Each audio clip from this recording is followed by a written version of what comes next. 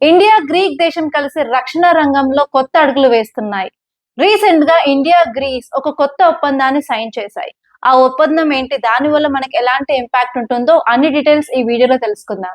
India, grace కలిసి రక్షణ పరిశ్రమలో ఒక కొత్త ఒప్పందం జాయింట్ డిక్లరేషన్ ఆఫ్ ఇంటెంట్ ని సైన్ చేశారు. ఇందులో భాగంగా ఇండియా, గ్రీస్ యొక్క డిఫెన్స్ పార్ట్నర్షిప్ ని పెంచే విధంగా 5 years ఆఫ్ రోడ్ మ్యాప్ ని రూపొందిస్తున్నారు. ఈ ఒప్పందం ద్వారా భారత్ లో తయారయ్యే స్వదేశీ డిఫెన్స్ ఎక్విప్మెంట్స్ అంటే ఆత్మ నిర్భర్ తో పాటు ఇక్కడ గ్రీస్ రీఫార్మ్స్ లో కూడా యాడ్ అయ్యి కొత్తగా ప్రొడక్షన్ స్టార్ట్ చేయాలి, అలాగే టెక్నాలజీ ట్రాన్స్ఫర్స్ చేయాలి, అలాగే R&D లో కూడా డెవలప్మెంట్ చేయాలని ట్రై చేస్తున్నారు. ఈ ఒప్పందంలో భాగంగా ఇండియన్ ఆర్మీ, అలాగే navy, ship industries, exercises, training ఇవన్నీ కలిసి డెవలప్మెంట్ చేయాలి అని ఈ ఒప్పందంలో భాగంగా కూడా చర్చించారు. ఈ అగ్రిమెంట్ యొక్క సిగ్నిఫికెన్స్ ఏంటంటే డిఫెన్స్ ఇండస్ట్రీలో ఇండియాకి, యూరోప్ కి బైలాటరల్ రిలేషన్స్ పెరుగుతాయి.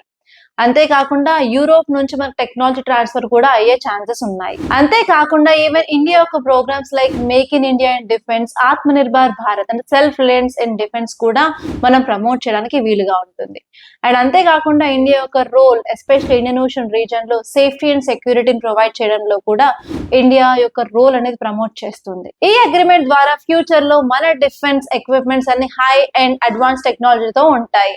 సో ఈ టాపిక్ మీద మీ అభిప్రాయాన్ని కామెంట్ లో చెప్పండి. అండ్ మరిన్ని ఇలాంటి కరెంట్ అఫైర్స్ అప్డేట్స్ కోసం మన ఛానల్ సబ్స్క్రైబ్ చేసుకోండి.